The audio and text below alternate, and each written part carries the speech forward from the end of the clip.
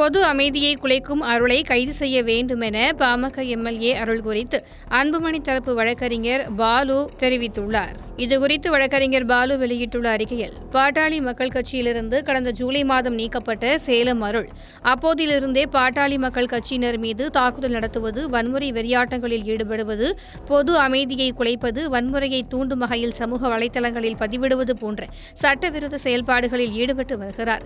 இதனை தடுக்க காவல்துறை எந்த நடவடிக்கையும் எடுக்கவில்லை. பாட்டாளி மக்கள் கட்சியிலிருந்து நீக்கப்பட்ட சேலம் அருள் கட்சி கொடியையோ பெயரையோ பயன்படுத்தக்கூடாது என்று பாட்டாளி மக்கள் கட்சி அறிவித்திருக்கிறது.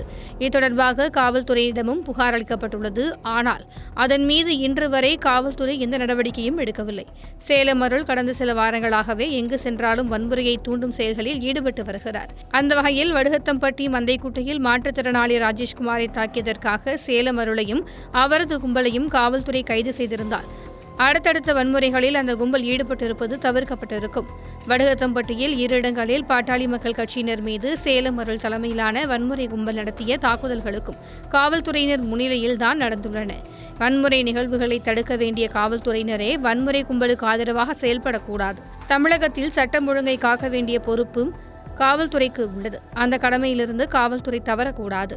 அந்த கடமையை நிறைவேற்றும் வகையில் தொடர்ச்சியாக வன்முறை வெறியாட்டங்களை நடத்தி வரும் சேலம் அருளையும் அவரது கூட்டாளிகளையும் காவல்துறை உடனடியாக கைது செய்ய வேண்டும் எனவும், பொது அமைதிக்கு தொடர்ந்து பங்கம் ஏற்படுத்தி வரும் சேலம் அருளை குண்டர் சட்டத்தில் சிறையில் அடைக்க அரசும் காவல்துறையும் நடவடிக்கை எடுக்க வேண்டும் என்றும் கூறியுள்ளார்.